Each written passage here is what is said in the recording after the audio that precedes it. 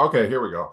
Hey, everybody, how's it going? Today, first time in a long time, I have four of my very best friends in the vinyl community. This is something that we used to do on a regular basis, but life happens, and we haven't been able to get together like this in quite some time. But I'm very happy that we are here back together again. We got the band back together again for a very special episode. And today we're going to be talking about our top 5 reissues that we purchased in 2023. They don't have to be necessarily from 2023, but just reissues that we bought within the last year. Our 5 favorite reissues.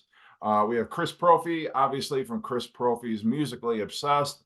We have Aaron Mutha-Alamere from Aaron Mutha-Alamere. We have Gary from Gary Physical Format Rock and Roll, and JC from the Flip Side Vinyl Community. Hey, fellas, how's it going? Great. Fantastic. How's it going? Good. So, awesome. Yeah. And we've got Jeff Witcher from Vinyl Destination. Yes. Yeah. I always forget that you have that little, I just say Jeff Witcher. I always forget that it's actually Vinyl Destination too.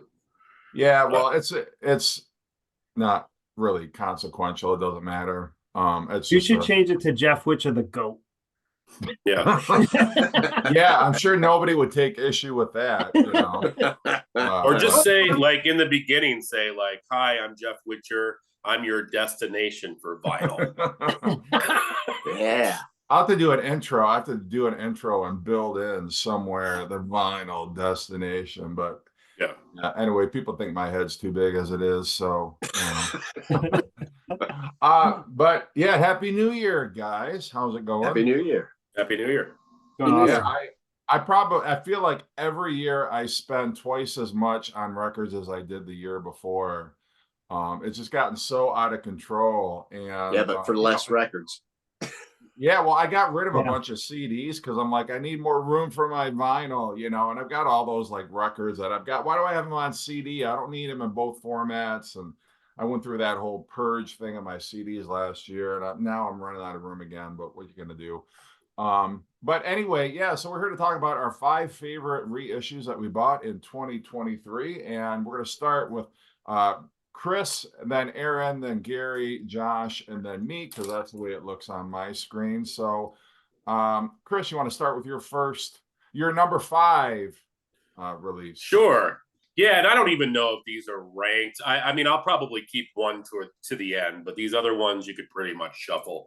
And I think that this one actually did come out in 2023, but it's the reissue of Bark at the Moon. Nice. And yeah, that first trilogy, this was the one that I was missing. And I wasn't as familiar with this album as the first two. I mean, of course, I knew Bark at the Moon. And then after that, I was listening to it. I'm like, I know I've heard these songs, but I'm like, I didn't know them as well as the other tunes. And then I got to the song So Tired. And I was like, holy crap. I know I'd heard that song before, but it was like so unlike Ozzy. It almost sounded like an ELO tune. And it's become one of my favorite songs on the album. And I know you guys are probably thinking, what, you haven't heard that song? Well, I had heard the song before, but it had been so long. And like I said, I was more familiar with the first couple. So needless to say, I'm just happy that I have this in the collection now. And the song So Tired just blew me away. So happy to have this. I got to order that up. Is it still available? Is it available on Amazon? I'm sure it is. Yeah. I don't think, I don't know. I mean, I think it's an indie exclusive. So you're going to have to find it at a record store, but I've seen it at Walmart. Oh, you have? Okay, cool. Oh, awesome. Yeah, and it was just black vinyl. So I mean, I don't know, Aaron. I'm sure that early pressings are probably hard to come by, I would assume. Yeah, I've got one, but yeah, I think. Yeah, it's on Amazon. It's only $20. I'm going to order it right now. Yeah, it sounds great, and like I said, I mean, that's what was great about Ozzy is that he could just, you know, kill you with a riff like Crazy Train, but then do a song like So Tired. But I guess it goes back to his Sabbath days, you know, with doing a song like Changes. I know that's one of Aaron's favorite songs, but it just shows the versatility of Ozzy, and it's how great he is. So happy to have that in the collection. I do kind of like So Tired, but to me, Ozzy shouldn't do ballads. It just sounds weird to me. I love him on everything but ballads, and they just make me cringe. I don't know why. So even so tired is kind of cringeworthy. No, For you? it's a little better. There's a couple that I can handle, but like Changes and Mama I'm Coming Home and a couple others I can't even listen to. There's a few of them, but then some of them it's a little bit. I just don't like his voice on the slow songs. I don't know why. It's just something in particular with Ozzy, because I like ballads usually. Yeah. Well, but for some reason I just don't like Ozzy doing them. His voice is weird to me on him. So I need them to reissue Ultimate Sin. That's my favorite. I got a really nice deal though. Sorry, Gary, I stepped on you. No, I was just asking Aaron if he likes Goodbye to Romance. Not really. It's all right. Those are probably the ones he did though. My favorite ballad he ever did was D. So, Chris, do you prefer the two Jakey Lee Ozzy albums or the Badlands? Do I like that? I love that Badlands album. I picked that up over the summer too. I mean, obviously it wasn't a reissue, or I could have shown it, but yeah, I'd probably go towards Ozzy. Okay. Yeah, I prefer Badlands, but I do like those two Ozzy albums. Yeah. I like them both. Yep. Awesome, both of them. So. All right, Aaron. Okay, my number 5 was a Record Store Day release. And I had this on CD a long time ago, and it had a different cover. But when they put it out, it's the Eric Carr solo record. What the hell's the name of it? Rockology. And this is a re-release because there was an original version of it on CD back in the early 90s. And they did a really good job with it. It's almost like a demo record, though. There's a couple songs that are fully fleshed out, but most of them are really demo-ish and, some scatting on a couple. But there's a couple songs in here that are awesome. And they actually add a couple extra songs on this. And it's just really cool. I was just so happy to get it because Eric Carr has always been my favorite drummer. And he was my favorite member of Kiss back in the 80s when I first got into him. And it fits in with the rest. I actually put this in with my Kiss solo album from '78. I don't know why. It just I slide it in with those as in my records back there. But it's really cool. It's a double colored vinyl. It's really cool too. So I don't know. And the fake Obi, which I hate, but it's cool. I have to keep the shrink on it to keep the Obi. So I hate these Obis where they put them on the side when they fall off. It's almost impossible to get them into sleeves when they do that. I know. I hate that. I hate that. And then it's hard to put them inside because they're not the right size. But it also has a really cool poster. And my one gripe with it is the poster looks like the '78 posters, but it's slightly oversized and doesn't have, or you can slide it right next to them, but it's a little bit larger than those 70. So it doesn't fit right with them, even though it looks like them. Yeah. So I would have just made it the same size so you could have them all as one big, panorama thing, which would have been really cool. But it's a good album. It's not excellent, but there's a few songs that are, and it's really cool hearing Eric Carr. And it's just because he's so cool, and so that's my number 5. Is it better than Peter's album? It's what? Hey, don't be knocking Peter's album. Is it better than Peter's album? I like Peter's solo album. I actually think Peter's is better. It's more realized. It's This is a lot of demo stuff, but the songs that are really good on that are excellent. And the rest of the songs with the scatting I could do without, but it's cool hearing them anyway. It's funny. They should have done. Sorry. Go ahead, Chris. I was going to say, I've heard if you put all the posters together, it forms a silhouette of Vinnie Vincent. I was going to say what they should have done with that album is like the Beatles did with "Free as a Bird" and "Now and Then." Just take Eric's vocals and do a new arrangement of those demos behind it. But it might be coming later. You never know with Gene and Paul. Have Jeff Lynne produce it. Oh, I'm sure that Paul and Gene are looking at this Beatles thing and saying, "Hey, we've got a couple of members that were in our band that are dead." Because they also got Mark St. John. I'm sure they've got some things floating around. Let's put that together.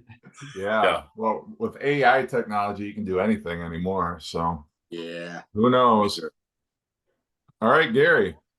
Okay. The only other I was going to ask Aaron. So, is he singing on all that album?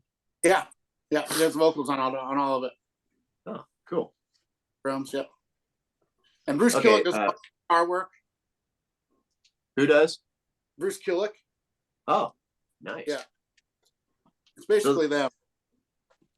The first one I'm going to show is kind of an example of why I like reissues, and that is Fragile by Yes, because I like it when they reissue an album, even though it's not like it's hard to find this album, right? I can find a used copy of it. I had a used copy of it, but the bad thing was, it was not in the best of shape.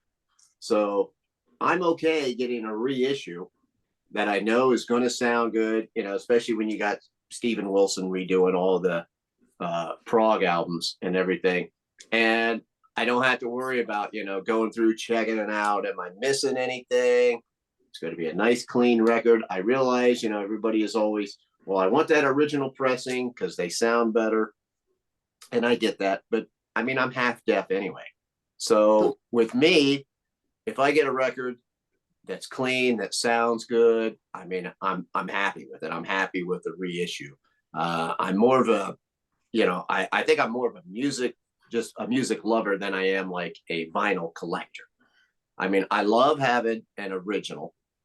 That's great, but I'm okay with a reissue, especially, something like this. And this, I got this early in the year, and because I've got a couple other Yes records that have too many pops. So, find something like this. It's a great record. I mean, I love this record. Obviously, we know this. It's a classic, so I don't really need to go into it. But this is, to me, a perfect example of why I like reissues. One of the reasons why I like it. And then we'll get to others here in a minute. Yeah, I agree with you, Gary. And actually, that album is hard to find in good condition. Like, you're right. Yeah. You see it everywhere, but it's one of those albums that's beat up all the time. So I bought that reissue as well. I think it's clear. Mine was clear vinyl. I don't know what yours is, but I can't remember now. Yeah, but I thought it sounded great, and I agree with you. Like, I'd rather have a reissue that, like you said, it's clean. It's everything's there, instead of buying like a shitty copy of Fragile. It's just, I don't know, but yeah. Yep. And I just purged a whole bunch of my records, and I actually, all my originals that were in really good shape I kept, but I kept a lot of reissues over the originals if they sounded better. I don't care about that. I agree with you, Gary. Yeah. I feel somewhat validated now after you guys saying that. Well, much like Gary, I feel like most of mine are going to be from the late 80s and on, because that's where vinyl records really, they didn't put much love into them. They were pretty chintzy, pretty thin. They were putting all their forces towards CD. So I'll tell you a story that I was saving up on Roger's wall. He has an OG copy of this for like $350, and I've been saving up. And then I read that it was pressed on a single disc, even though the album is over an hour long, that people were saying that the OG press didn't sound that good. And I ordered this in late December. The shipping was just as much as I paid for the record because it came from Japan. And that is the reissue of Coverdale Page. Oh. Just so you know, Aaron, it's a real Obi, so it doesn't come off. I can pick it up and don't worry about it. So instead of spending $350, and I know some people have said that they found this in US shops, but it's on 2 discs instead of 1. Now, I know I have an unofficial. I bought you, Gary, the unofficial. I'm going to send Jeff my unofficial so you can have it. The unofficial sounds awesome, but I'm such a big Whitesnake fan and David Coverdale fan and the fan of this album.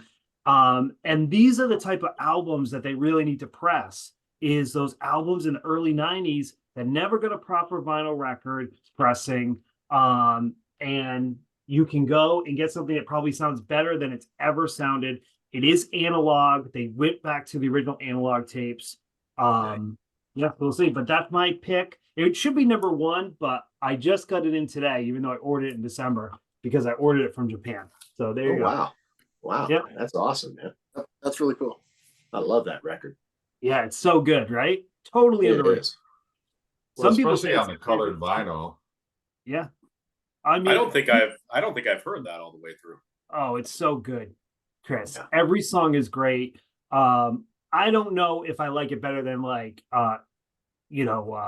Slide It In, but maybe it's close. It's close to Slide It In. That's how much I love it. So, I like the cover of Slide It In. oh yeah. Oh yeah. Sorry. Right to the top, baby. Yeah, I never knew what that song was about. But, All right. Well, for my pick, this band's been in the forefront of my mind just lately because I've been doing a lot of deep dives on them. But very fortunately, they in 2023 released a lot of their London Records catalog and also their Decca Records catalog from the UK. And this is an album that had never before been available as a standalone, and that is Aftermath, their masterpiece from 1966. Of course, this has a different track listing than the US version. Notably, it has Mother's Little Helper in place of Paint It Black, but it also has, I love Out of Time being on here. I mean, it's on the Flowers album in the US, but to have it on this album also is very cool. And Going Home is at the end of side one on this version. So there's little differences in the track listing here. But just sounds great. It's in stereo. I've got a mono copy as part of the mono box set that I picked up, but happy to have a stereo version of it as well. And that's, that album came out when the Beatles were putting out Revolver, Beach Boys were putting out Pet Sounds. You had the Kinks that were coming out with the great album. What was that 66 album that they had, like Something Else or whatever? What was the name of that? Was that the name of it? Yeah, Something Else by the Kinks. Yeah, Something Else by the Kinks. And so many great albums coming out in 66, and that was definitely one of them. But I love that album. Nice. Great pick. All right, Chris, your second pick. All right, I'm going to show the soundtrack from the #1 movie of 1989. Do you guys know what movie that was? Gone with the Wind. No guesses? Top Gun. No, it can't be Top Gun. That's 87, right? Oh yeah, Batman. Now, this is probably not the most popular pick. I love Prince. I know some people are kind of into Prince. Some people hate Prince. I happen to love Prince, and this was one of my favorites. This is actually a reissue from 2023. Of course, it has Bat Dance on it, but all the songs on here are great. And I mean, you can't go wrong with Little Prince from 1989. And I remember this when I was a kid. This Batman was a huge movie.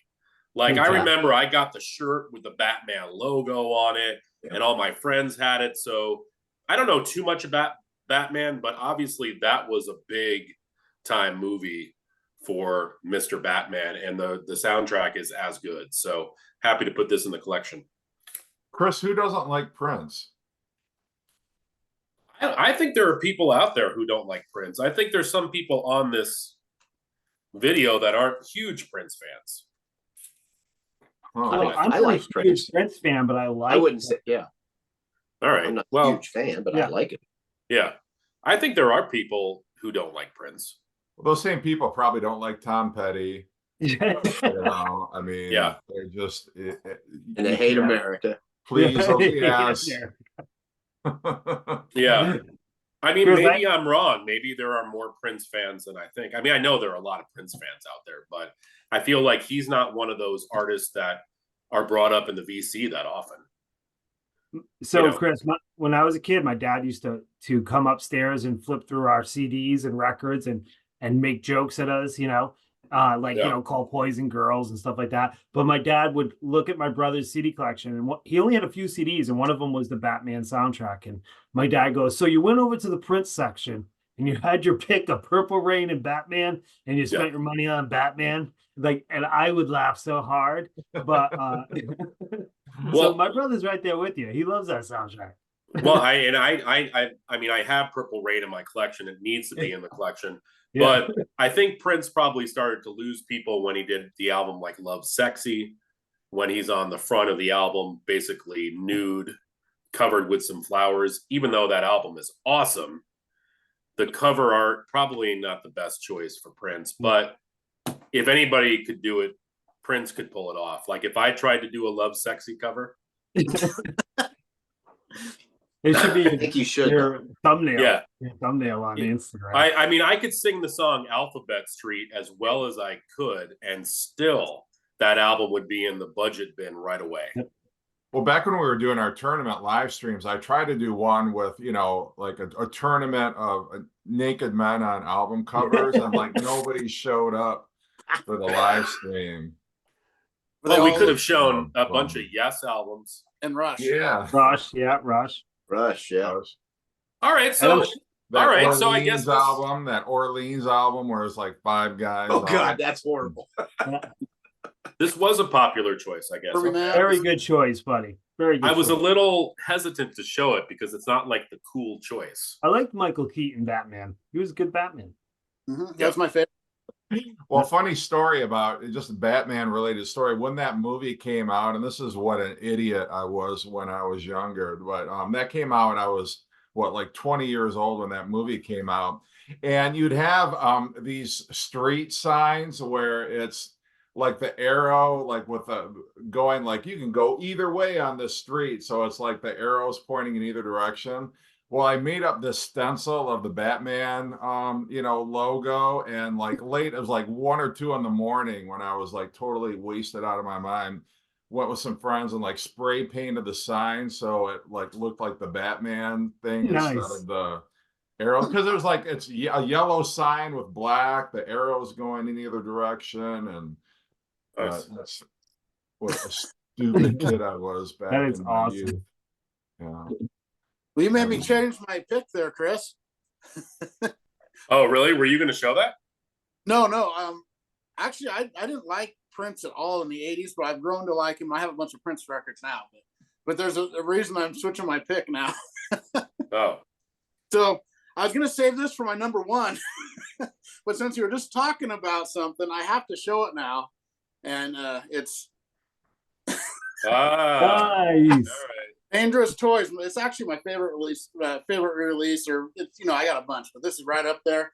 The artist formerly known as Dangerous Toys. It's obviously a parody of Prince. I never picked up on that before, but that's hilarious. I love that now. Yeah. So this blew me away when it came out. I mean, it's always been my second favorite Dangerous Toys record, and I was so excited when they finally issued this on vinyl this year. And it's so good sounding too. It has all the lyrics. The only thing that's wrong with it is it's a really long album. So here's the vinyl. So they left off the last 2 songs on the vinyl release, which was weird because they could have made it into a double record instead, but they did that, which were To Live the Lie and Mom and Dad. Mom and Dad's just kind of a weird little song at the end. And To Live the Lie is like a 7 or 8 minute song, I think. But this is just a phenomenal record, really heavy. It's really different. It's got some industrial sound to some of the songs, and other ones sound like classic Dangerous Toys, but heavier.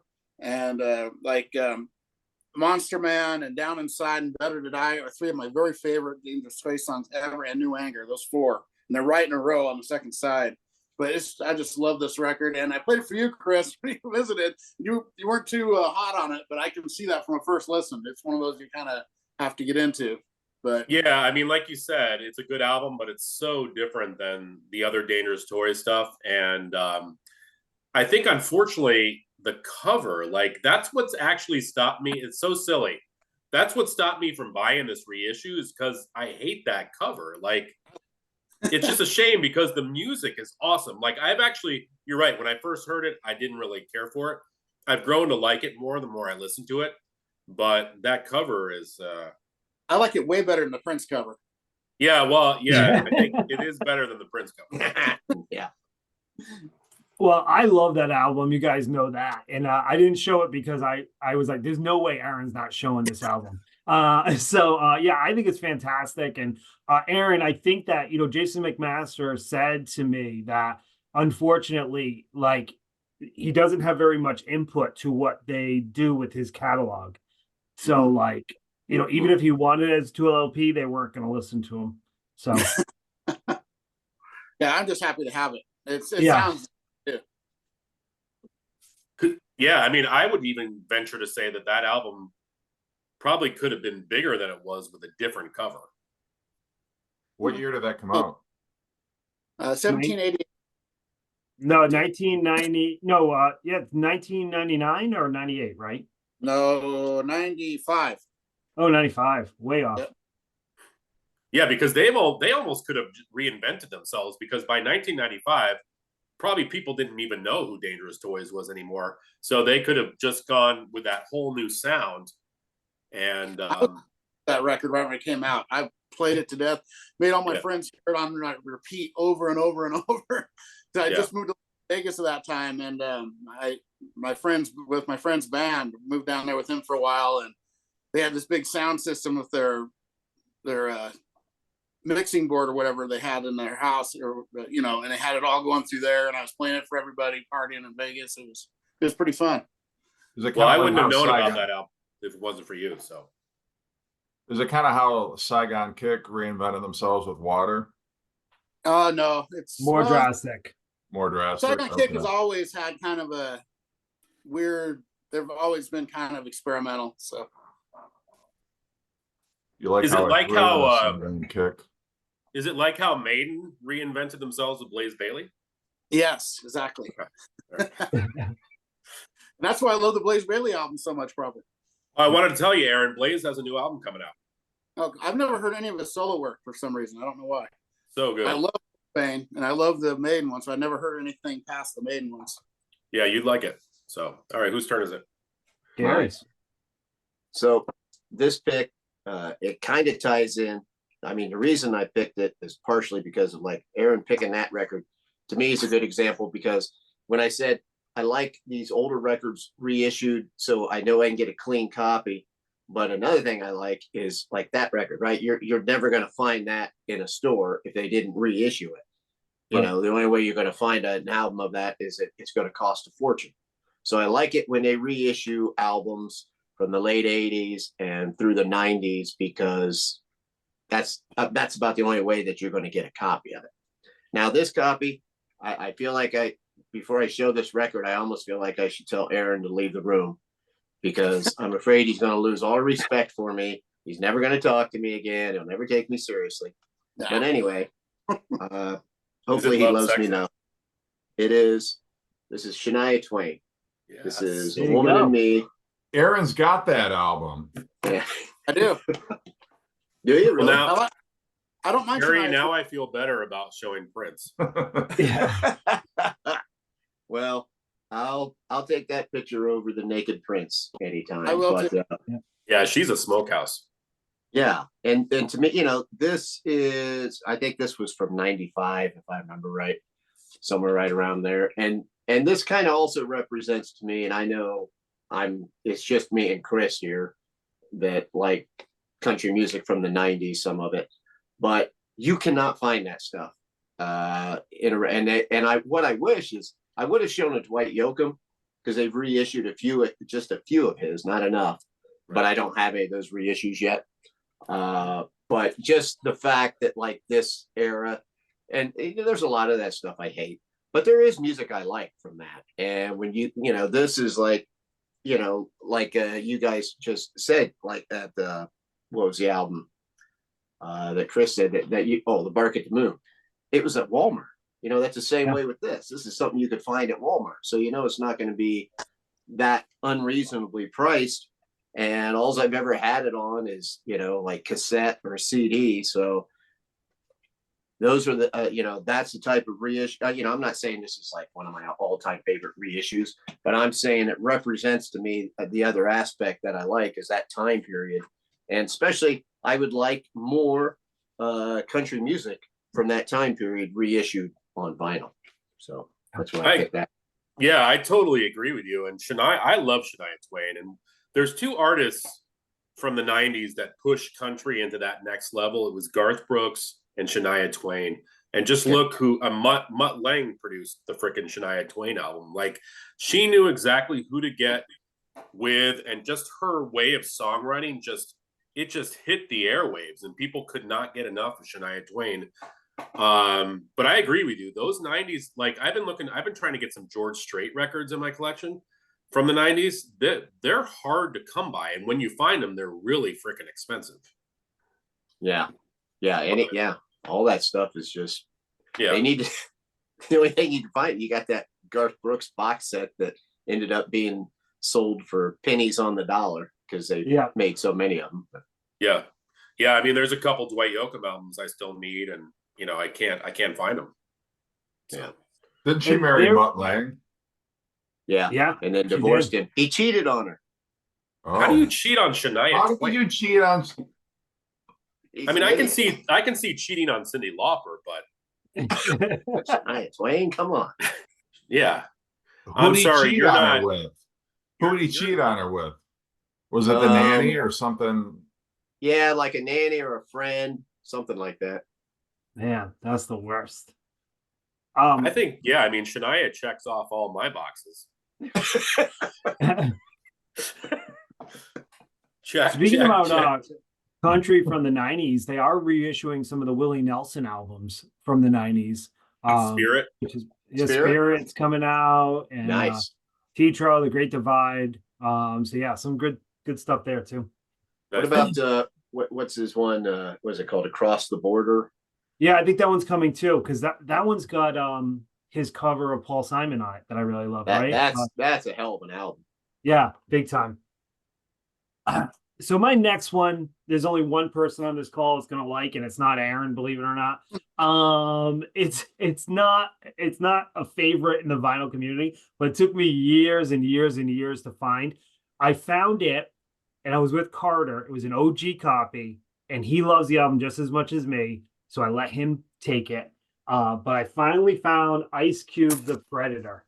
Nice. And Chris is the only one I know that likes this album.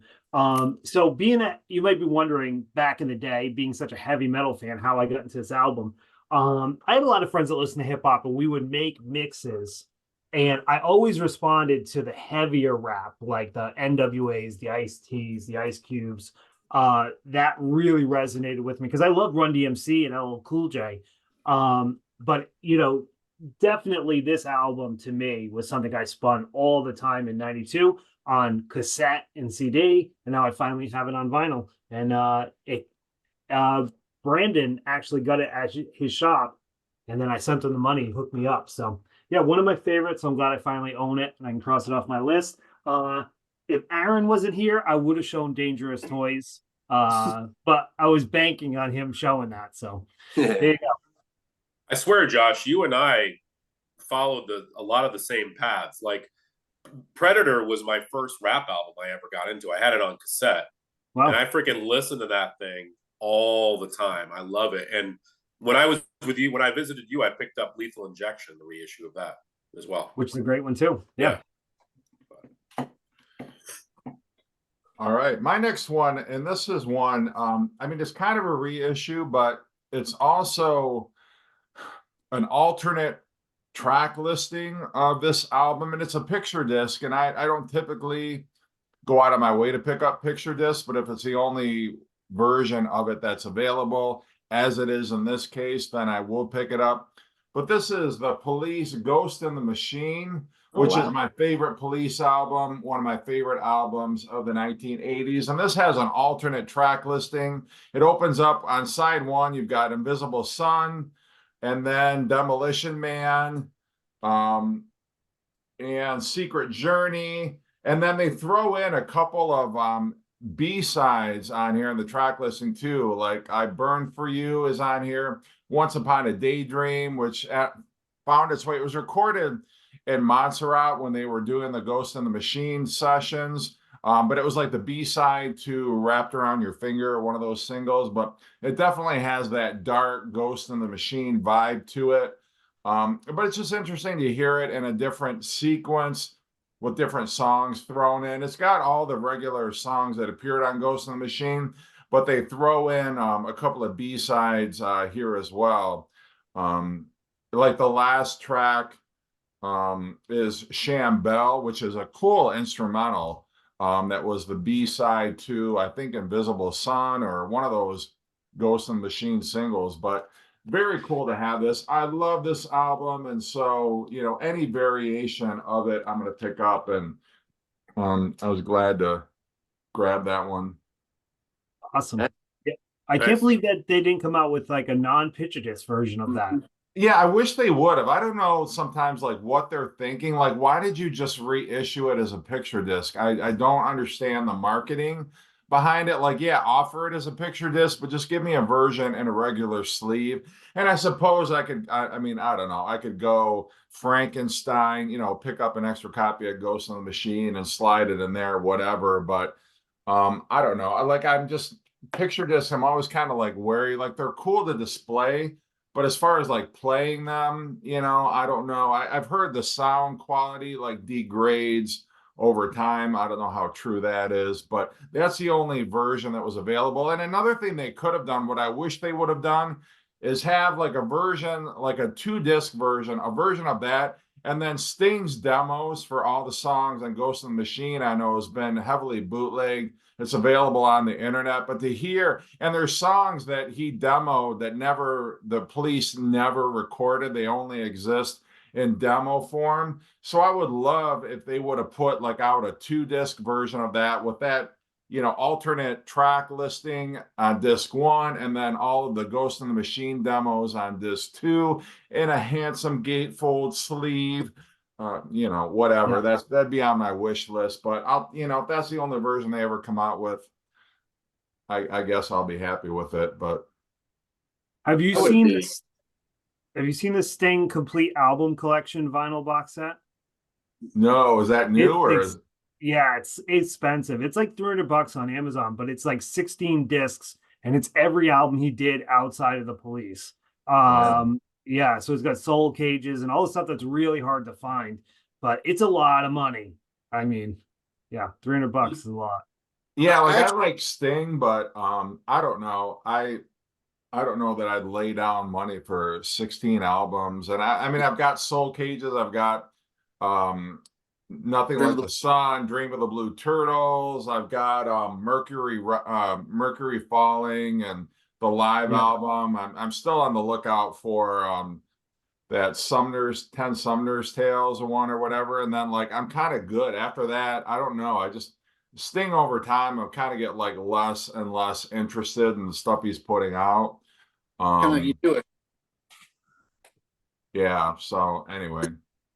I You actually know- saw a picture disc at the store, but I didn't buy it because it was too much. I just don't want to spend the money for it. It was like $50 or something. Wow. And it wouldn't have been a picture disc. I would have bought it if it was on a regular sleeve, like you said, even Yeah. with that money. That one I just showed is $50. It was at Barnes and Noble. I think it was like $50. And it's like, I almost got it anyway, just because I love that album and I wanted the extra Well, I song. think you can find it on Amazon I got that on Amazon. I think I got it for like $25 or something. It wasn't 50. Yeah, I don't buy it online though, so I have Yeah. to find. Yeah. I think yeah. that idea you just said with having like the record, the original record, and then the demos, that would be fantastic. I could imagine that. I mean, we've heard some of the thing where you saw Sting, when what they might have been your deep dive where you had all those things and Sting was showing how he was coming up, messing with different things, the pedals and everything to Yeah. get the sounds and stuff. And I don't know, Jeff, I know Chris has it because I sent it to him. But have you ever heard that album, The Secret Policeman's Other Ball? I've got it on cassette, but I don't have it on vinyl. But yeah, that's a great one. Yeah, I mean, I love, Sting just does him on acoustic guitar singing Message in a Bottle and Roxanne, and Mhm. they sound amazing. Yeah. I would love to hear his demos on that like that. Well, and the thing about the demos too, there's like a couple tracks on there that the Police never recorded that are as good as anything that was on Ghost in the Machine. I wish they would have released it. Like if you could imagine, I mean, they're just like demos. So Sting's playing all the instruments on it. He just kind of uses like a drum machine for the drums because I guess that's the only instrument he can't play. But I'm just thinking, like, God, the Police have fleshed out some of these songs. They would have been like, you know, like I say, as good as anything, you know, from that album or Synchronicity for that matter. But I guess, you know, it was just one of those things. You can only fit so many songs on an album, and he never just went back to those songs and did anything with them. But yeah, it's a really cool listen. Well, to me, the thing that's always missing out of Sting's solo music that brings it down a little bit is there's no Stuart Copeland. Right. And he's actually my favorite part of the Police, you know, because he's such a unique drummer. Definitely. And I'll sit there. The last time, like, you know, I was in a car and my wife was in there and I was playing Ghosts in the Machine. And I'm going, now just listen to the drums on this. And I go, now you hear how he's just doing the bass drum. Now listen to when he hits the snare. And then all of a sudden he hits the hi-hat right here. He's doing it off beat. I said, I know it sounds like nothing, but if you sit down on a drum kit and try to do it, you'll fucking lose your mind. And she's like, and she's probably like, kill me now. she's like, it's the same thing there. Yeah, I guarantee it's the same look Michelle gives me when I'm like, did you hear that? But you know, Sabbath does it where they go each individual album, right? At least they did it for the Ozzy, and the box sets were around $100, had demos, had live concert. Like, that's what I wish. Like, it doesn't have to be a 5-disc box set like Black Sabbath, but if the Police would do that and give us a Ghost in the Machine, give us the demos, give us a couple live cuts, make it reasonably priced, put a hype sticker on it, I'll buy it. Yeah. And that's why I never understood. It's like people are waiting to give you their money for anything that bands like the Police put out. Whether it's a deluxe box set or it's just a 2-disc reissue or something. You know, I've never understood why bands are so, well, we just couldn't possibly release that. Nobody would ever. It's like, are you kidding me? You know, there's like just so many no-brainer releases, you know, that it just seems like people would lay down, you know, especially hardcore Police fans, or even if you're just fans of a particular album, you know, if you offer different, and I like, you know, kind of like what George Harrison did with All Things Must Pass. Like, if you're a super fan and you want to lay out $700 for like the most immersive box set ever, great. But if you're not that huge of a fan, you don't have the budget, here's another version of it, which has like slightly less stuff, but it's still very cool. And then if you're not even that big of a fan, here's like a 2-disc version. You know, I like the fact that, you know, they released like 4 different versions of it, depending on how much money you're willing to spend and how big a fan you are. You know, for some releases, like big albums like that, you know, I wish they would do, well, here's just sort of like, I'm a casual fan, I'm a hardcore, you know, I love this album, but I don't have the budget to buy a deluxe box set. And then the people who do, people like Steve from All the World's a Stage, you know, they offer like the $800 version or something like that. But, you know, anyway, we could do an entire video devoted to that, but I digress. Especially around with the Police that only has like 5 albums too. Yes. Well, that's like that live album they put out. Well, they put 2 of them out on Record Store Day. They're like a couple of years ago. I've got the one that the earlier Police, and that, you know, that thing is like gold. I mean, I love that album, and it's just like you're in there. You know, they're still playing a little bit smaller places. It's not in a big stadium, and that sound, man, they have like this punk edge to them, you know, when they're playing, and it's just great, man. It's so much energy. It's crazy. Yeah.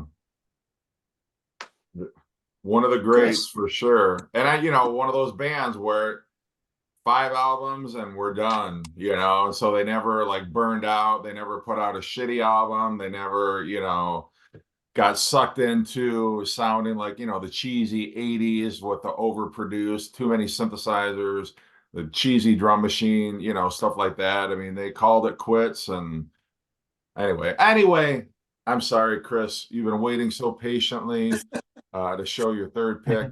Go ahead. I feel like I should show a Police album. Yeah. But I'm going to show this. Now, Oh, yeah. Here's the thing. This is not the latest reissue. Did they reissue Killer this year or was it last year? Yeah, well, 2023.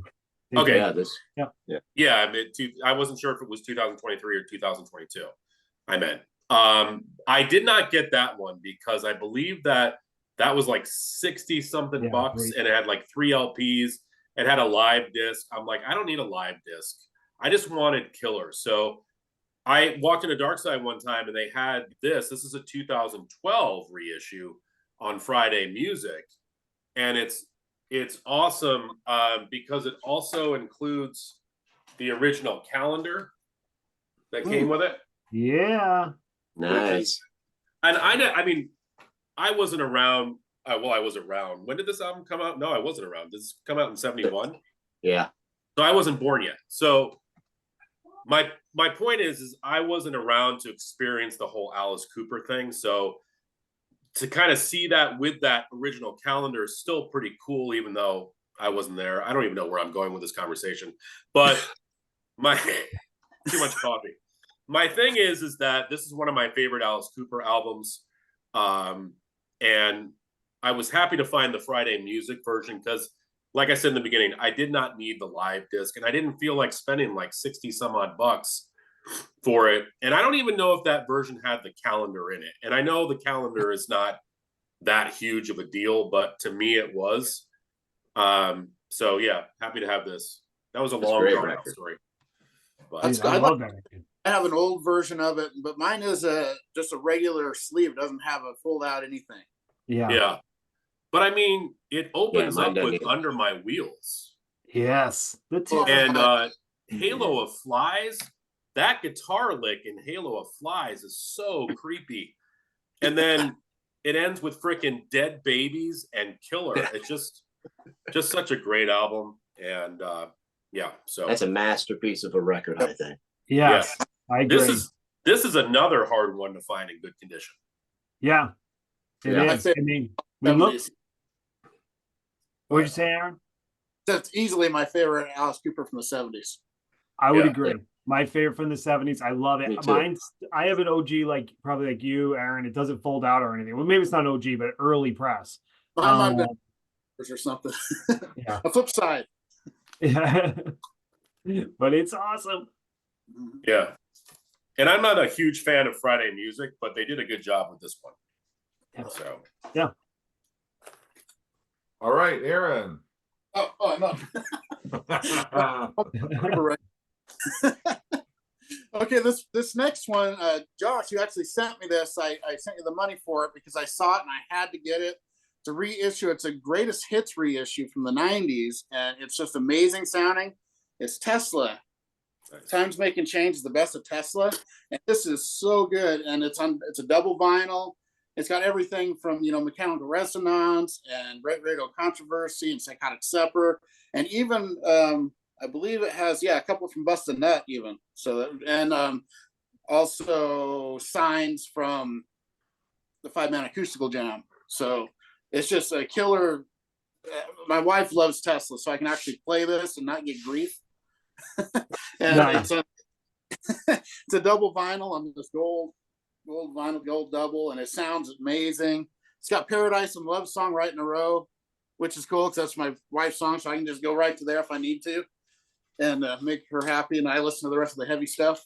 But it's got my favorite song, Heaven's Trail, of course, is on here, and Edison's Medicine, What You Give. I like that song a lot. Mama's Fool. I'm so happy they put that on there, but it's really good. And they end it with Changes.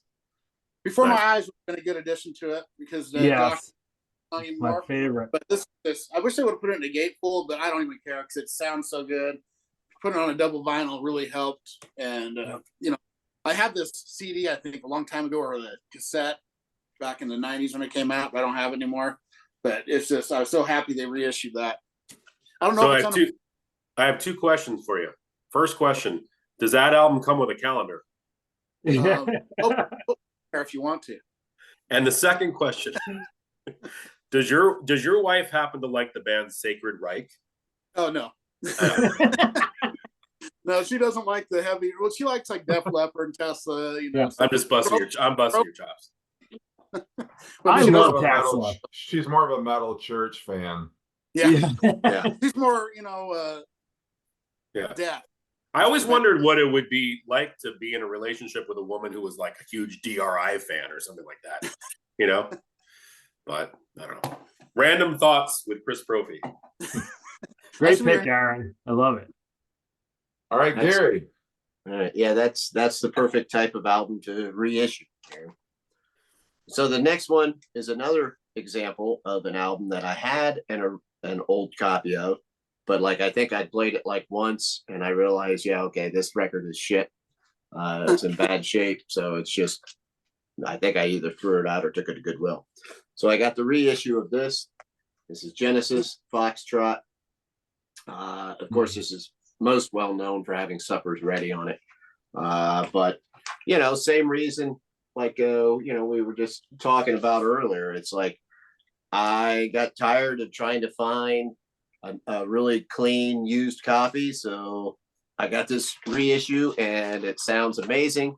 I don't have any pops, skips, anything like that in it, and it's a great record. That's you know, early Genesis is still something I'm kind of getting into. I've got a few of their records, but I'm delving more into it, and I think this is something that 20 years ago I wouldn't have liked, you know, and but it's something that these are the type of things actually that once I got back into buying some vinyl that I got interest in, like some of these older bands that I just never really cared about when I was young, and now I'm listening to it, and you know, it's just like Jethro Tull. I never was into them before, and then I had an album, and Chris sent me one, and then I'm like, man, I really like this stuff. It's really different and everything, and that's just how I feel about this Genesis Foxtrot. What kind of label does that have on it? Is it one of the Mad Hatter labels, or? Yep. Oh, cool. Fun fact about that album, the band hated that album cover. They commissioned that artist because he's the one who did the Nursery Crime album, which was the album before that. And then he gave them that for, you know, the Foxtrot album. They're like, oh God, this kind And of it's sucks. the last one he did for him. Yeah, but they were like, this they blows. hated it. But They're yet, very simple. Yet Peter Gabriel wore this outfit on stage. Mm-hmm. Yeah. He had the fox head and a red dress on. That's awesome. Yeah, I don't mind it, but apparently they were very underwhelmed by it, and that's why he never did any subsequent Genesis album covers. Well, it is weird. It's not good. Yeah. Now, wasn't that the album that followed Invisible Touch? Yes. Okay. Came right after it. Thought so. Yeah, it was right between Invisible Touch and Abacab. Yeah. I like Abacab. She seems to have an invisible touch. I love that album. I like Invisible Touch too. You know, I like some cheesy 80s Genesis. Me too. Yeah. Well, Genesis had some shit, like the Invisible Touch album cover is pretty shitty, and so is the Abacab album cover. So the fact that they're taking issue with Foxtrot when they have so many like worse album covers is True. pretty ironic. Yeah. I actually don't mind that album cover. I think it's kind of cool. Yeah, me too. But I think it definitely has a 70s kind of vibe to it, you know. yeah, very proggy. Yes. It reminds me of the Renaissance. Yeah, that kind of feel. So my next pick could be number one. A lot of these could be my number one.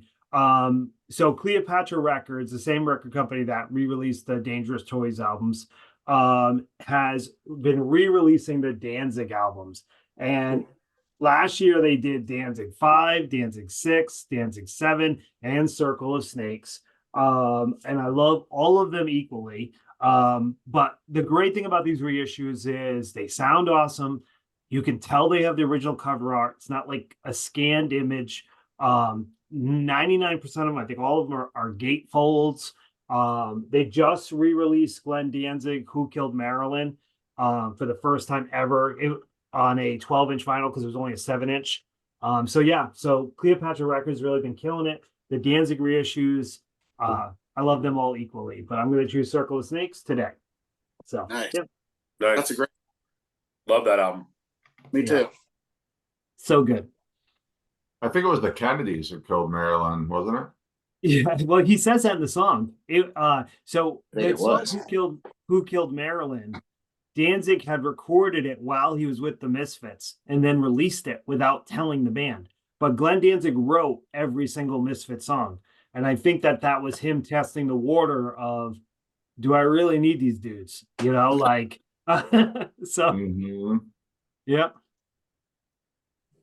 All right. Well, my next pick, I was so excited when I found out this was an album. I thought they're never going to release it because they had so many. There were other greatest hits packages out there. And in fact, they had come out with one like a year or two before 2023.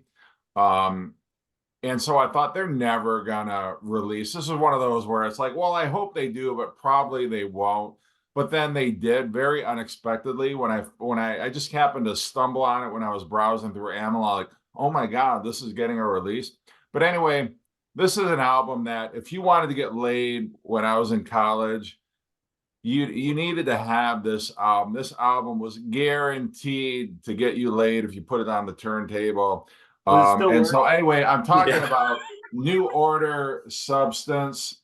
This is 1987. This was a collection of all of their 12-inch singles, their remixes and whatnot. If you got the CD version, they had a second disc of all of their B-sides, which in some cases were just as good as the A-sides. But you know, New Order was one of those bands. Yeah, they were kind of synth pop. They were electronica. They rose from the ashes of Joy Division. You had three-fourths of Joy Division that formed New Order. And the thing that kind of set them apart from other synth pop bands is they used a lot of guitar. Peter Hook, um, you know, and Bernard Sumner. There's a lot of bass and guitar, so it sort of was not just your standard, you know, Depeche Mode where they were just all keyboards back in the day, or you know, Pet Shop Boys or other bands like that. New Order, there was a lot more to their sound than just you know synthesizers and drum machines.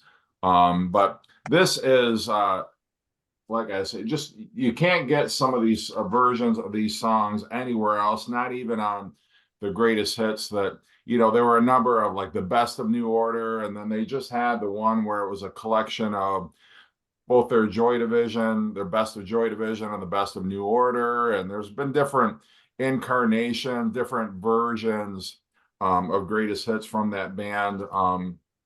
But just to have this Substance 1987, this is a lot of people's introduction to New Order, especially the single. You know, you got Bizarre Love Triangle, which is probably one of their biggest hits, along with Blue Monday is on here. Thieves Like Us is a great track. Confusion. Um, and in fact, the first song on here, which is Ceremony, was actually a Joy Division track that Ian Curtis wrote. And then after he died, Bernard Sumner, and he's trying to sound as close to Ian Curtis as possible on that song. There's actually a live version of Joy Division performing Ceremony on their final tour in the UK. But just a very cool, I'm very happy that they re-released this because I never thought they ever would. I had it on cassette and CD, and then oh my God, I can't believe I'm actually going to get it on vinyl. So uh anyway. That's awesome. So I saw that in the store and I saw that some of the songs say like Temptation 87 or something like that, right? So it's like it's a mix that only appears on that album. Yeah, like the I mean, they were like 12-inch singles, but like the Blue Monday and the Temptation, they Yeah. kind of update. And by updating, I mean we're really only talking like, you know, some of those songs were only like 2 or 3 years old when this compilation came out. So it's not like some greatest hits where they remix a song from 20 years ago and they're using like all the latest kind of technology and it just sounds like a little too modern. But with that, you know, like I say, there really wasn't that much space between when the original release was and when this came out. But a lot of the most familiar versions of these songs are on Substance. But yeah, I'm a huge New Order fan. I don't talk about them enough. I don't know why, but just a great great band, and they're still putting out music today, although very sporadically. Unfortunately, there was a falling out with Peter Hook, and so he's not in the band anymore. And but there's some version of them still out making music and touring and stuff like that today. You should do a deep dive on Substance. Yeah, yeah. Well, I just might, but Hi, Gary. hey, How's we're it doing going? we're recording a video. Get out of here. This isn't a live stream. Damn kids. I have a quick question for you. Is he any relation to Sting? Who? Bernard Sumner? Oh, yeah, no, that's funny though, right? Because Gordon Sumner is Sting's name. I don't think he's related at all, but yeah, good catch, Aaron. But no relation. Alrighty then. All right. Well, this is definitely my number 2 because my number 1 is killer, but this one's killer too. I was so happy to see that they were reissuing this for Black Friday last year. This is the Meat Puppets album from 1991 called Forbidden Places. This is the album that was right before they made it big with their album Too High to Die with the song Backwater. But this is probably my favorite Meat Puppets record. And I feel like, and I was talking to Jeff about this when he was here, and I think he ended up buying a couple Meat Puppets albums, but I don't like their first album. It's basically just noise. It was on the SST label. I don't think the Meat Puppets knew really what they were doing yet. And with each album, they got better. And this album is so good. The singing got better with every album. Their musicianship got better. They stopped trying to be a punk band and realized, like, we're not a punk band. We're like, they're more, by this time, they were more of like a jam band. Almost picture like Fish, but kind of like a punk edge, but also some country mixed in there as well. So really good stuff. And like I said, this was the album that came out right before the big album for them, but it kind of gets forgotten because of that. But this is so good. So yeah, I mean, if you want something that sounds, definitely it's got a 90s vibe to it, but like 90s sort of jam band vibe. With, like I said, some country, but good country, not cheesy country, and a little bit of punk edge to it. Definitely check out this album, and the reissue sounds awesome. And that was put out by Real Gone Music, right? Yeah, yep. They're the ones that did the Saigon Kick reissues, the Grunt Truck. They're the kings of 90s albums. Yeah. Awesome. Yep. The Voivods. Yep. What were we gonna What say, is Eric? that on the cover? I can't figure out what the hell that is. It looks like some sort of a house or like a maybe a cave and a mountain. Yeah, I don't know. But I was going to say something else. Oh, they do a tune on here called Whirlpool. Little fact, the band They Might Be Giants ended up doing a cover of that song. Meat Puppets are one of those bands, I think, that have influenced bands that we all know. And we probably don't even realize that the Meat Puppets have influenced them. Obviously, there's the Nirvana connection. But I played Jeff some Meat Puppets when he came out. And I think right away, he's like, I need to order this album. And he ordered it that night. So yeah, they've got a really cool sound. They probably should have been bigger than they were. Yeah, they definitely felt out of time. Like even in the 80s, they just kind of had this almost like sloppy REM kind of a vibe to them. Yeah. And that's what I think what mostly attracted me to it was, they're not trying to refine their sound. They're just like, this is who we are. This is, yeah. But yeah, I really like the one that, I think it was their third album. Up on the Sun. Yeah, Up on the Sun. Yeah. That's one of the coffee cup on the cover. That's the one that I got. And then I got Meat Puppets 2 also, which has some songs that Nirvana covered on their Unplugged show. Yeah, and the thing is, like you were saying that, and I was saying too, they were on the SST label. So obviously, there were bands like Husker Du and Black Flag. So the Meat Puppets would go out in the early years and they'd play these places that Black Flag, and they'd go on tour with Black Flag. So the people who were going to see Black Flag, they weren't ready for the Meat Puppets because they got up there and they were doing these little like bluegrass things and sort of these strange countrified jammy type things. And the audience was like, what is this? And they ended up getting stuff thrown at them. And the Meat Puppets were like, we just don't want to do this punk thing anymore. We're over it because we're not a punk band. So they slowly started, well, not even slowly, because their second album was leaps and bounds from where the first album was. And they just said, you know what, we're going down this other road. And it ended up working out. Was that the one I sent you, the second one? Yeah, yep. That has a tune on it that that Nirvana covered. That's why I sent it. Yeah.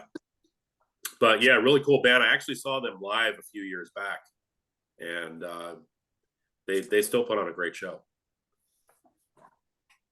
Awesome. All right, Aaron. Well, we've been talking about them enough. I better show it.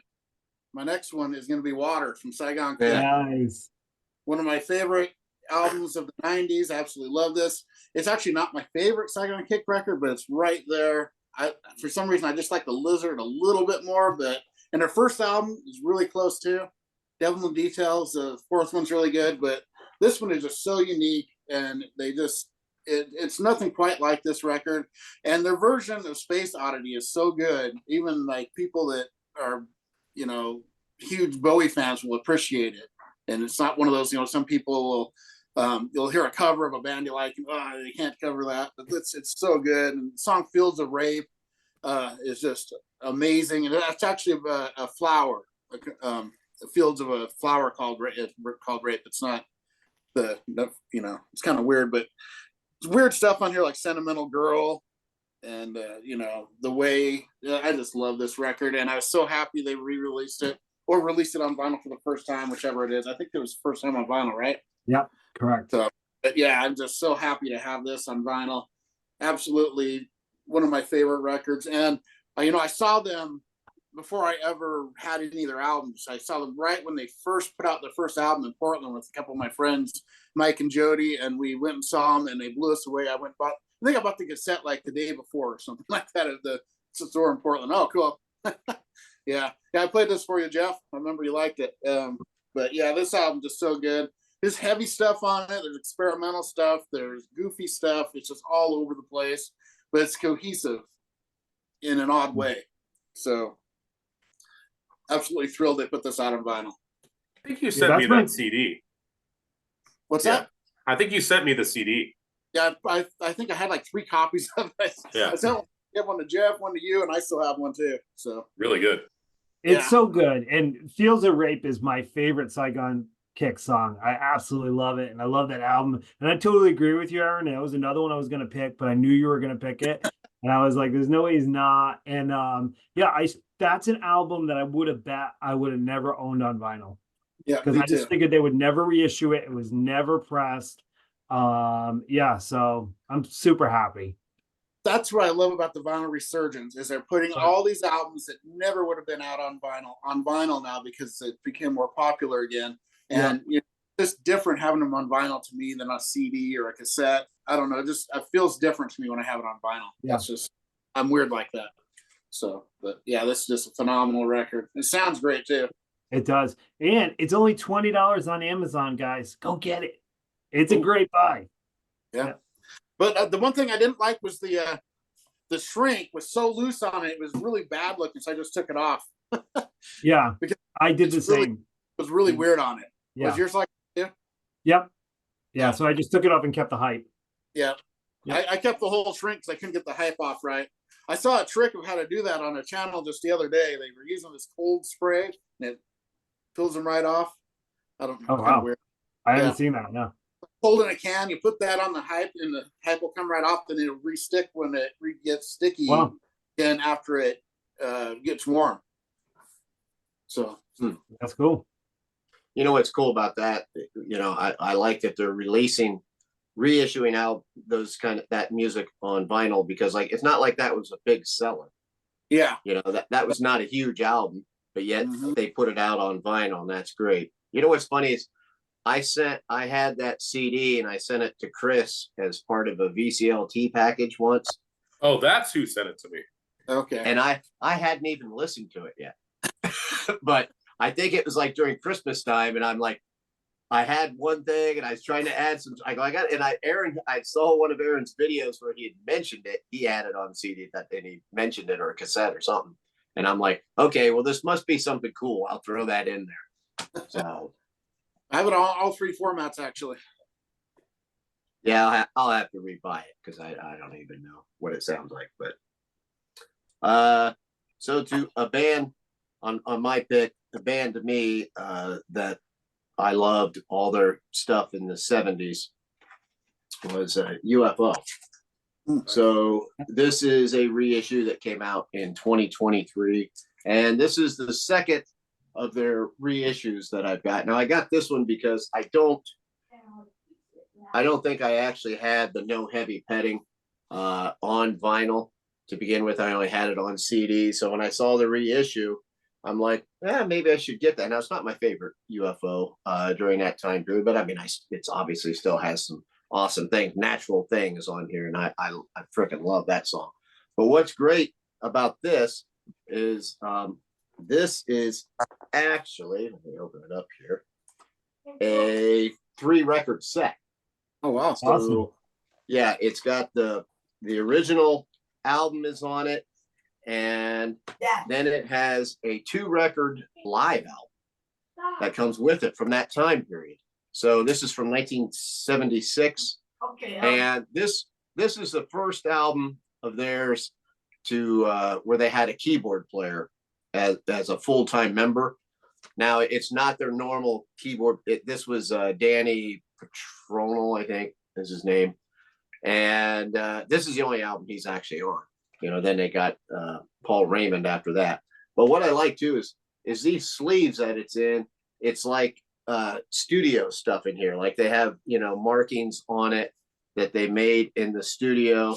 The albums are on clear vinyl, and they've got that UFO chrysalis label to them. So you know, this is another thing. It's like, you know, you can find the UFO albums. It's not like it's that hard to find them, but it's just like a lot of these other ones that we're talking about. They're not always easy to find a nice copy of. And, you know, the fact that what really sold me too was having a live album from this time period, which, you know, I don't have anything right from that time period and with that particular keyboard player. But, you know, the rest, you know, everybody else, it's the same. You know, you got Pete Way, Andy Parker, and Phil Mogg, and Michael Schenker. And it's just fun to hear. I just love it. So I love UFO. This was a reissue I was happy with. Like I said, even though it's not my favorite album, it's a fantastic reissue. Nice. That's what the Police need to do. The Police need to release 3 LP versions of their albums. Agreed. That'd be perfect. I'm waiting for Kiss to do it because since they're retired for the moment. Yeah. So my next pick, and me and Aaron talked about this the other day, I believe, about how this band is so dysfunctional that they struggle to release anything. Their last album, they can't release because the singer now hates it, even though it's only a few years old. But I'm going to go with Van Halen or Van Hagar, whatever you want to say, with those Hagar reissues. You know, Wolfgang came out and he said, you know, he finds good in both. You know, he understands why people have allegiances, but obviously it's his father. You know what I mean? Like he understands that he's going to love anything his father probably did. But I am a fan of the Hagar. I look at it as, it's not as good as the David Lee Roth era, but to me, it's still enjoyable. It takes me back to that moment, that point in my life. It brings me happiness. So I was really happy to get this box set, and it was so reasonably priced, which was the best part of all, to get all the Hagar LPs and the Oddities, which I love that Oddities album. So yeah, that was one of my best purchases, no doubt. That's really cool. I went back and listened to them, and I think For Unlawful Carnal Knowledge and Balance are really strong first sides, and the second sides are kind of hit and miss for me. I don't know why. It's almost like I don't know, but they sound amazing. Those reissues are incredible. Yeah.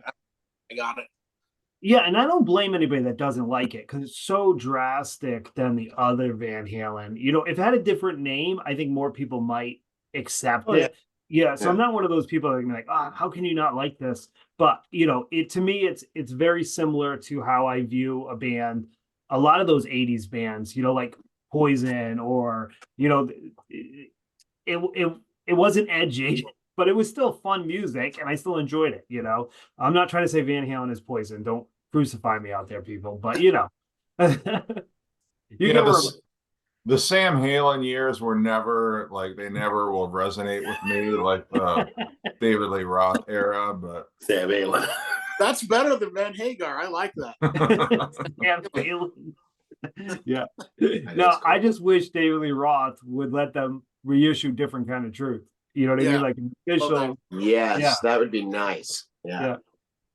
but he doesn't like it. You said he doesn't No, like it. he came out and said he doesn't like it. I think he's just trying to be difficult. I really do think he. You know that no one in the band wanted to release Tattoo as the first single, but he forced it as the first single. Not that they didn't like that song, but they didn't want that to be the first single. And yeah, he just wouldn't have it any other way.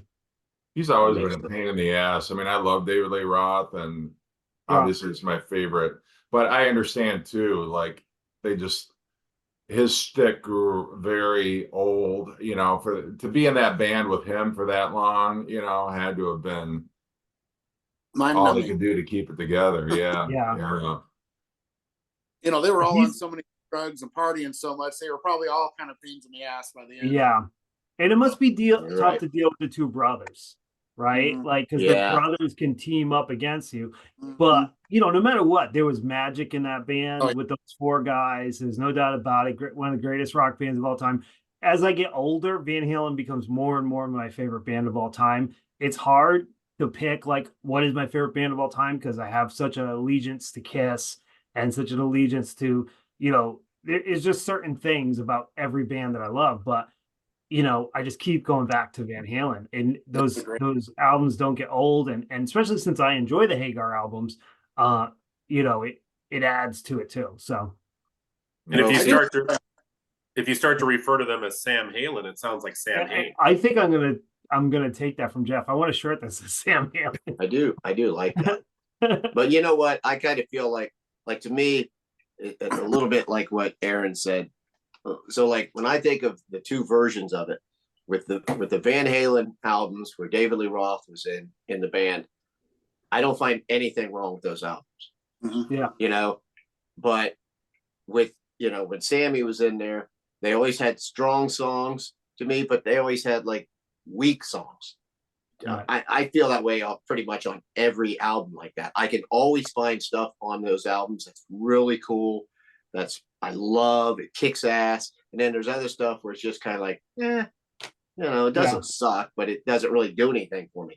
And for the David Lee Roth era, it's all gold to me. It's just all gold.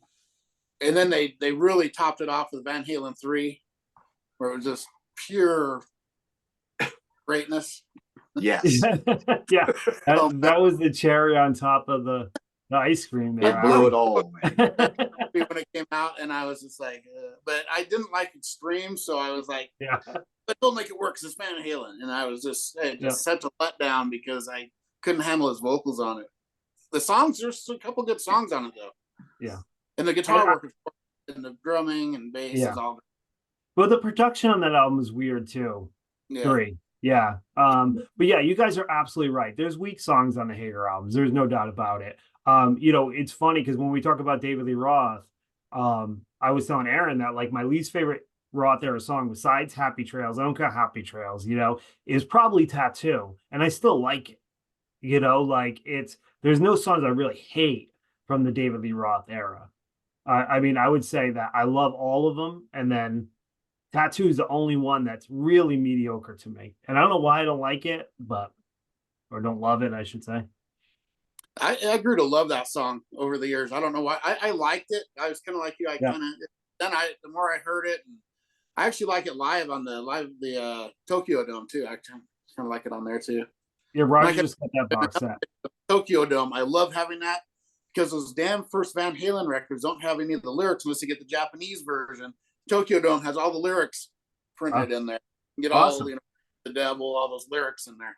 So I love that. I mean, I think the thing about Tattoo is it just doesn't swing like the Van Halen with David Lee Roth. They always had like that. They had a rock beat, but they also swung. There was just like a groove element to it. With Tattoo, it just sounds, I don't know. There's just something disjointed about it, and the chorus is clumsy, and I don't know. It just doesn't work for me. That's why I didn't buy that album at the time, because I heard Tattoo, and I'm like, it's kind of like Me Wise Magic off that best of. It was like, I like that. Yeah, I like Me Wise Magic much better than Tattoo. Yeah, but not by much. But still, Anyway. All right, so this reissue, this is one, this is a band that I got to see them on the first tour for their debut album. And what's cool about seeing a band when they only have one album out is they play everything off that album, especially if you like it a lot. But this is the Lumineers' first album. I got this, it's a 2-disc reissue. You got the full album on here, and then they released like an EP shortly after this album came out. And so like they do a cover of This Must Be the Place, the Talking Heads song. There's a song, Ain't Nobody's Problem, that they played live on that particular tour, which is a cover song also of a song that a friend of theirs wrote. But just an outstanding debut album. People call it Americana. And I guess it kind of falls into that category, but it's kind of like roots rock, whatever. It's very melodic, great songwriting, great performances on here. But yeah, there's like 6 songs on here that weren't on the original album. They spread it out, so it's now a 2-disc version of it. But it's the 10-year anniversary. It's weird that they're coming out with like a 10-year anniversary. You expect like 20 or 25 years, but whatever. I'm glad we have it. It's got a gatefold sleeve and everything like that, but just a great album. And I had the original, but I bought the reissue just for the bonus tracks and just for kind of the novelty of having a 10-year anniversary reissue of that one. So I love, Jeff, when they give you bonus tracks. You know what I mean? It's I'm a sucker for it. Yeah, me too. I'm such a sucker. Yeah. And I bought plenty of albums a second and third time that didn't even have bonus tracks just because I'm that big of a completist, Like, talk to me about my Rolling Stones or Yes or Led Zeppelin, how many CD versions I have of each of their albums, because I'm compulsive that way. But I'm glad, at least in this instance, that you got a little extra for the money that you spent on it. Yeah. Well, you have a very unique Stones cassette in the mail on the way. Oh, cool. Yeah, I think you showed me that one. Yep. Yeah. The one for Get Your Yayas Out. Yeah. Yeah. That's awesome. Thanks. So we're up to our number 1, right? Yeah. This has to be my number 1. My man, Rod McEwen. I knew it. Music to freak your friends and break your lease. This is on a Real Gone. This is Real Gone music as well. I think Josh actually gave me the heads up on this one, as he does with many of the albums. It's probably why I can't pay my rent. But I mean, you guys know, you're probably sick of hearing about Rod McEwen, but this was actually released under a pseudonym, Heinz Hoffman Richter. And basically, basically what Rod did is, and I was listening to it today because I wanted to try to explain what it sounds like. And it basically sounds like the Beatles' Revolution 9. So if you think about what's going on in that album with the tape delay and the, he's even got some Moog. Is it Moog or Moog synthesizer? I always pronounce that wrong, but, and then he's also got sound effects, bleeps and whatever's going on. There's no vocals. It's all instrumental. They, liken it to Lou Reed's Metal Machine music, but Metal Machine music sucks. This is a good album. Like I said, it's like Revolution 9. So if you like that, it's one of those albums, every time you listen to it, you're going to hear something different. You're like, oh, last time I didn't hear the baby crying. Now I hear the baby crying. And it's just Rod. I just got done reading Rod McEwen, a book about Rod McEwen. This guy, I mean, he does classical music. He does folk music. He does country music. He does kitschy music. He does,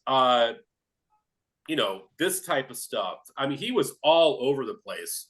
And for Real Gone Music to pick this as a album to reissue, I was like, holy shit. And so today I just ordered the glow in the dark version. So now, and I know Aaron's going to say, well, Chris, the glow in the dark version is not going to sound very good. Well, Aaron, I'm not going to open it up. I'm going to keep the glow in the dark version sealed. And I'll have this. This is the sea glass, whatever. But yeah, my man Rod's got to be number one. So. You know that album title, I've always wondered, like, did somebody back then walk into like the leasing office of their apartment complex with that album under their arm and be like, look, I know I just signed a lease 4 months ago, but I had to relocate with my job. I need to move across town. I can't live here anymore. And they're like, what are you talking about? And they're like, do you have a turntable? Yes, I do. Here, will you put this on the turntable? And they put the needle down, and the landlord's like, oh, yes, immediately you can break your lease. I will absolve you of any commitment, any further financial obligation to myself or my apartment complex. I mean, does that actually work? I mean, why would they call it that for any other reason, I guess? Yeah, I guess I could try it, but if you're ever in that situation, that's all I'm saying. If you're ever in that situation with that particular approach, that particular strategy ever. I'll try it, see if it works, if I ever want to break my lease. But yeah, reading about Rod, no idea was too out there for Rod. Like, he did anything. What's so funny? I just can't get over the line. Oh, I didn't hear the baby crying before. Chris, that album cover is so killer that you should I love that. It. I would do love hang that in my wall for sure. Yeah. So, like I said, the glow in the dark version's coming. Do I need the glow in the dark version? Yes. No, How I are you don't. gonna know if it glows in the dark if you never open it? I'm just gonna believe that it does. Here's what I would do, Chris, is I would get the glow in the dark version framed. Okay. Yeah. The record framed with the cover, get it professionally framed, and then every night it'll glow. And people will come into your apartment and see that you own a record that says music to freak your friends and break your lease. I mean, that is killer. Yeah, it's great. And that's not a bad idea. I might do that. Yeah, not a bad idea. You know, and like, imagine the first time you bring a lady home and she gets up to get something out of the fridge. The first time you ever get to bring a lady home. Well, it's been a while. And I don't know how impressed she would be. Like, hey, honey, check this out. It's a glow-in-the-dark record. No, my thought is she doesn't notice it right away. So you guys get home and you start making out. You retire to the bedroom. A couple hours later, she goes to get a glass of water, and your wall is glowing. And you go, that bad, Larry. And what was the album that Jeff said you got to play to make out to? Oh, New Order. Oh, yeah. So I'll put some New Order on as well. Well, that's the thing. It's like the perfect excuse to turn out the lights, right? It's like, hey, I got to show you something. You turn out the lights, and she's like, feels now like she's trapped in your apartment. She can't leave. And like, no, I'm just showing you a record. Yeah.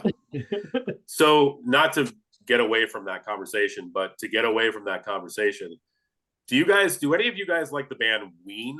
W-E-E-N? I've never listened to them, but they have an awesome album cover. Yeah, supposedly I learned about this. One of the guys in Ween did a whole album of Rod McEwen songs. So I don't know if there's anybody who's into Ween out there, but yeah. So this is my number one, but you probably guessed it already. So that's an awesome pick. Yeah. The only Ween I listen to is Halloween. Yes. Yes. Oh, I was going to show Halloween tonight too.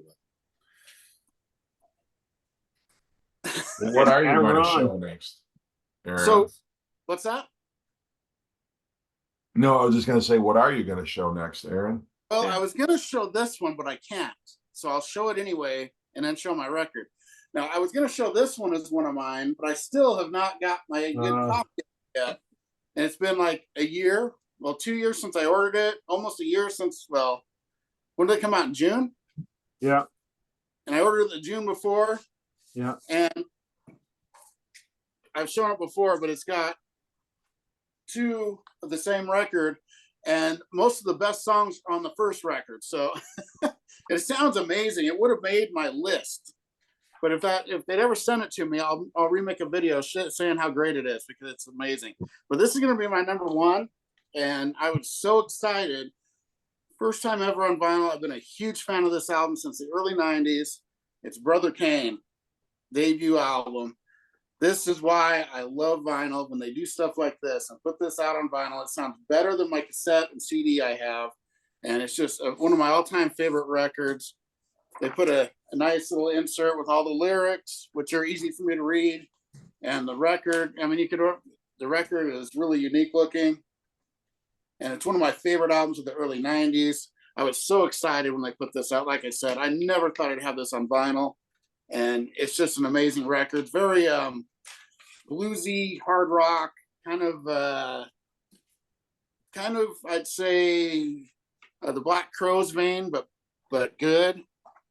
A little heavier, better vocals. Really Is that a knock against the Black Crowes?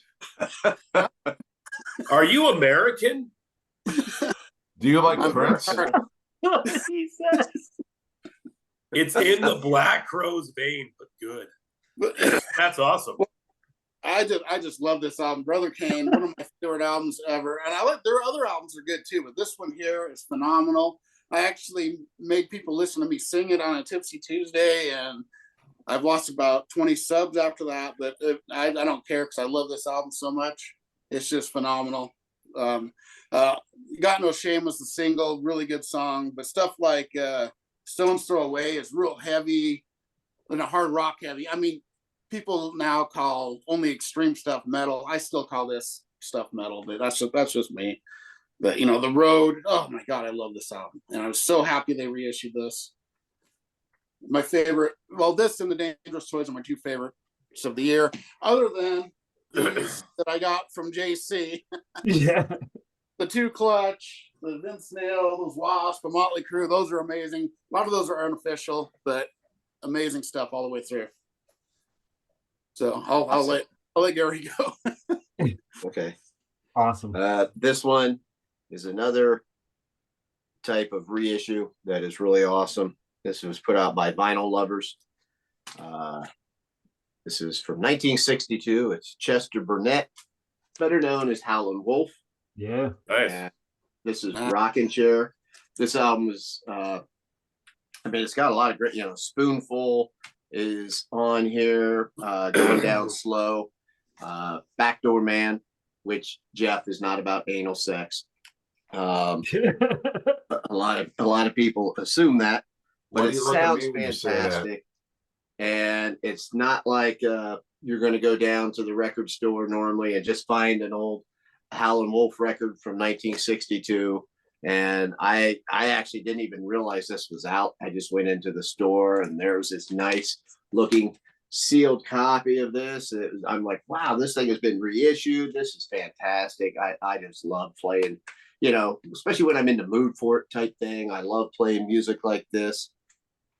I love that line in Backdoor Man, where he says, all you men, you're eating pork and beans. And he goes, I eat more chicken than any man's ever seen. Yeah. What he's saying by that is, the wives are fixing their husbands shitty pork and beans. When they're gone, he comes over. They're fixing old Howlin' Wolf chicken dinners and stuff while the men are at work, because he's the backdoor man. Husband goes out the front door. Howlin' Wolf comes in the back door and goes, hello, baby. Oh, okay. Yeah, I was wondering if it wasn't about anal sex, what it was about. So that's what the term used to be, before it got hijacked into that. That's what the term backdoor man meant. Which version is does Jim Morrison sing about? Well, with him, I'm imagining it's a combination.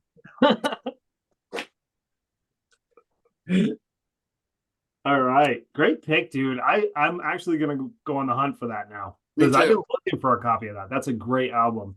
Yeah. So my next pick, I could have picked the Slaughter, but I'm kind of protesting them until Aaron gets his copy. And there was a whole bunch of unofficial presses that I could have chose. That's a great one, but I chose Tom Waits. Now, Tom Waits had like 5 reissues last year, and it was his Island years. And the reason why I picked Frank's Wild years is because this is the one that eluded me. It was very difficult to find a first pressing of this. I know Aaron for Christmas got a whole bunch of first presses of Tom Waits. So very cool, Aaron. But yeah, I was so excited to get this album and to get the Rain Dogs and the name escapes me, but I'm excited to have it. I love Tom Waits. It's acquired taste, but yeah, that's my reissue of the year. So Hang on, St. Christopher. yeah, Hang on St. Christopher. Great song. Oil. That's something too that I never really knew anything about, except but thanks to Josh and Aaron, I do, is these unofficial reissues. Yeah. Like Josh has sent me The Sky is Crying, and of course the Coverdale Page, and Aaron gave me the Ramones, and it's like, here's this record that you can't find it anywhere, and all of a sudden here it is. And it's like, you play it, and I'm thinking like back from when I was young, when you're thinking of a bootleg record and it's going to sound like shit or something, and you play it and you're like, no, this sounds great. And it's just, amazing that they can do that and that it can sound that good. And I love those. I never see them. Well, I did. That's not true. After I got the Too Tough to Die from Aaron, there is a record store in Columbus, and every now and then one of those will pop up. That's how I got those other Ramones albums from that time period, from the 80s. So they were all unofficial ones. And I probably, if I hadn't got those albums from you two guys, I would have never bought those others, because I'd have been like, I'm sure this is crap. I'll spend the money on it and it'll sound like shit. But they're awesome. Yeah. Aaron's got the Clutch Elephant Riders unofficial and official, and he says the unofficial sounds better, right, Aaron? Really? Yeah. Yeah. And the official one is double record, 45 RPM, and the unofficial actually sounds a little better. And that Vince Neil behind Aaron sounds incredible. Like, for an unofficial, you would never know it was an unofficial. So yeah, they keep getting better and better and better at these things. The only downside is sometimes the cover art is because it was designed for a CD, but in many cases you can never tell. So, or like the Motley Crue '94 where they have Vince Neil inside it. Yeah, exactly. Which is really weird. I heard that they fixed that. They remedied that. They made another edition. Oh, well, maybe that's rare. Yeah. All right, for my pick, well, I can't show this one. The Who Live at Lee's Half Speed Master 3-disc version, 33 tracks from their February 14th, 1970s show at Leeds University. You've got the entire Tommy album on here.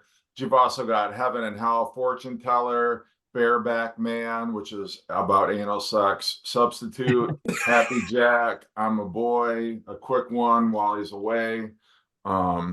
Great, but I can't show that one, so I'm not going to show it. But what I am going to show, the one I was most excited about, and I actually walked into a record store. I had no idea that this got released on vinyl, so it was a very pleasant surprise. And this is an album that I bought on CD back in the day, and I was like underwhelmed. Like, it's all right. But I just remember being like very disappointed in it. And then I put it on the shelf and didn't listen to it for like 15, 20 years. And then I was just doing a deep dive on this band in the past year and revisited the album. And I was like, this album is freaking amazing. And it's REM Reveal I love this record, and it's one of those things I can't explain why I just didn't get it the first couple times I listened to it, and I just dismissed it. And then I guess with a fresh set of ears hearing it, just so many great songs on here, so many different styles. Um, I don't know. I'll leave the link to my deep dive below on this whatever, but no, it's just a great album, and I'm so happy that I rediscovered it, and now I'm absolutely in love with this album. It's now a top 10 REM album for me.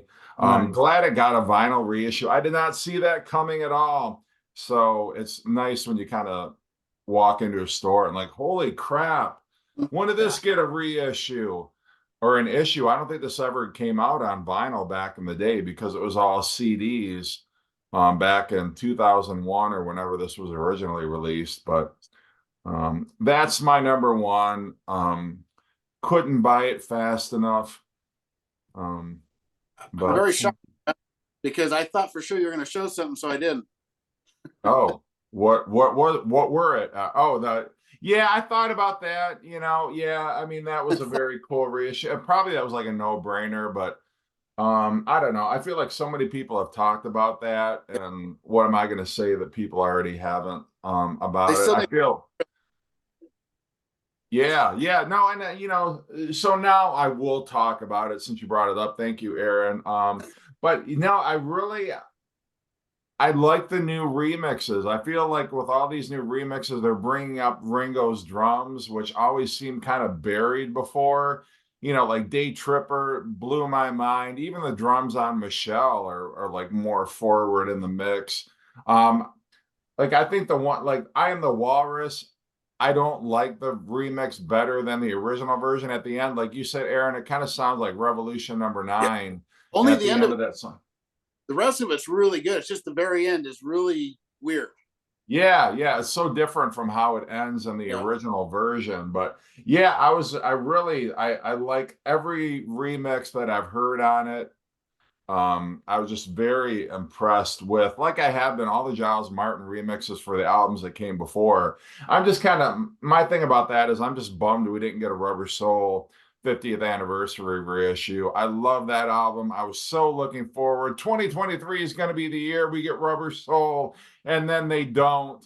I mean, hopefully 2024. Yeah. So they got to do that one next. It'll be the 51st. They have to. I mean, come on. And from that are amazing on it.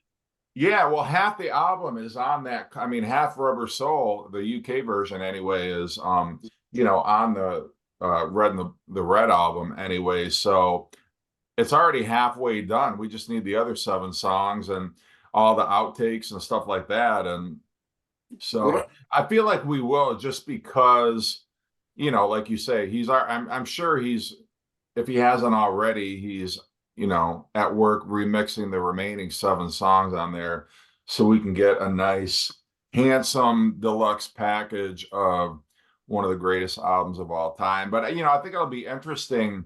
Will we get another situation where they release the analog mono version of Rubber Soul if they do a deluxe set, like they did Revolver? I hope they put both US and UK versions. That right there, that should be a no-brainer. Like, have both versions of it. I understand why they didn't do it with Revolver, because with Revolver, they only took, they just chopped 3 songs off the US version of it. But with Rubber Soul, having I've Just Seen a Face on there, and It's Only Love on Rubber Soul. It makes it more of kind of a folk rock album than the UK version. But the thing I love about the Red one, though, is how they included so much of Revolver, because the Red album originally only had Eleanor Rigby and Yellow Submarine from Revolver, which is Criminal. Yeah, and you got to Get You Into My Life, Tomorrow Only Knows, Taxman, Here, There, and Never Knows. Yeah. Mm-hmm. Yeah. I heard a rumor that we might get a reissue of the mono box set. No, that's cool. I need like colored vinyl, like they did the Rolling Stones set. Yeah, something like that. But we'll have to wait and see. Chris's wall. Wait, what? It'll be glow in the dark for your wall. Yeah. Oh yeah, yeah. Yeah. Glow in the dark. The wall for the ladies. You could have them all there to light up your whole room. Because right now, they're freaking beating down my door. So, I have to kick them out. But, it's going to get worse with the Rod McEwen. That's weird. The first time I heard it, I didn't hear the baby crying. Now that you've heard it, you'll never unhear it. Yeah. Maybe it's like that Jack White record where it's got the different grooves and the baby only cries when you put it on a certain way. Yeah. Yeah. That album is crazy. I don't even know what to do with it. Like, I thought I should put it in the microwave maybe, but it's a crazy record though. I like the music on it though, but it's just the side plays backwards, plays from starting the needle from the inner groove or whatever, and it's crazy. Mm-hmm. And then the double groove on the other side. It's a lot of weird stuff on there, and the hologram. There's a hologram on there too. Yeah, it's cool though. All right. Well, I thought if we only show 5 records, we can keep it to under an hour. But of course, here we are, almost 2 hours later. But anyway, I had fun. I wouldn't take a single minute back. Thank you, guys. Thank you. Thank you. It's fun. Thank you, Jeff. You guys are the best. All right. Shake my tree. Yeah. The cold. How did I miss that one? What about the cold? Man. Yeah. All right. Aaron, did you buy any of the other Cult reissues? No, I already had them. So I already have the. No, I meant the later albums, like Ceremony or Ceremony. No. I what's that one with the pink cover? I have that, but it's years ago. I know that the one with the ram on the cover. I'm trying to think what the name of that album is. That's a good one too. And this one, I was going to show this one, and this is actually really good. I never really listened to Dream Theater. Well, this one, they do the entire album live. Number of the Beast is what this is. Oh, wow. Oh, Number of the Beast. That's awesome. And it sounds really good. It's amazing. Vocals aren't as good, but other than that, it's really good. Oh. Well, thank you. Hey. Yeah, thank you guys. That was a ton of fun. I had a great